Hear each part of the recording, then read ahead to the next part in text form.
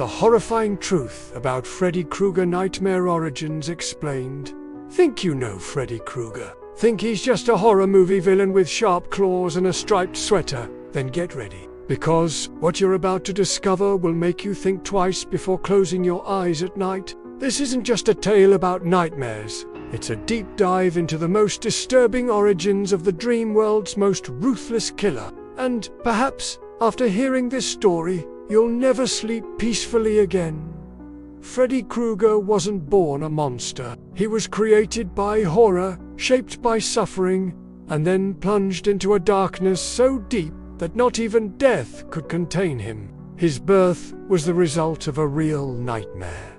His mother, Amanda Krueger, a nun, was accidentally locked in a psychiatric hospital with dozens of violent and insane criminals.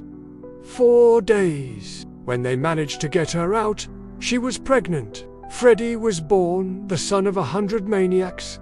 Evil already ran in his blood. From an early age, Freddy was the target of abuse, ridicule, and rejection. He was strange, withdrawn, and over time, he developed a sick pleasure in pain and death. But he knew how to hide his true nature. In adulthood, he became the infamous glove killer, responsible for the disappearance and murder of several children in the town of But due to lack of evidence, Freddy was released. And that's when the victim's parents decided to take justice into their own hands.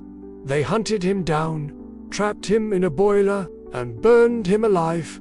But Freddy didn't die. He was reborn in another form. He made a pact with demonic forces from the dream world. In exchange for his soul, he would gain the power to return no longer in the flesh, but as a sentient nightmare, a monster that kills within dreams. And if he kills you in your dreams, you die in real life. Now, Freddy lives on the border between sleep and wakefulness. He invades your deepest thoughts, your most painful memories, your most hidden fears, and turns them all into weapons. He doesn't just kill.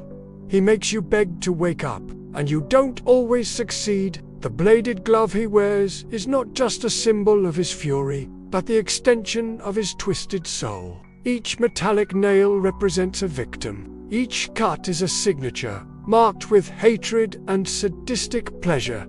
And the scariest thing, Freddy feeds on fear. The more people fear him, the stronger he becomes. Freddy has no limits. He can transform himself, manipulate the reality of dreams, play with time and logic. He can be anything, and he can be no one. A telephone, a wall, a bathtub.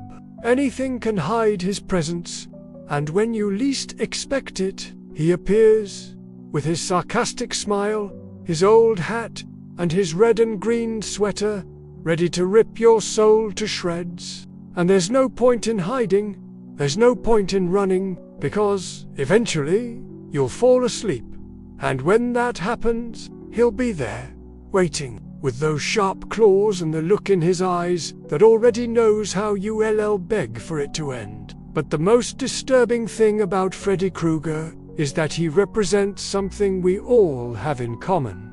The fear of what we uncontrol. The fear of falling asleep and never waking up. The fear of what our minds can create when we're vulnerable. Freddy is the manifestation of this fear, a dark reflection of our own fragility.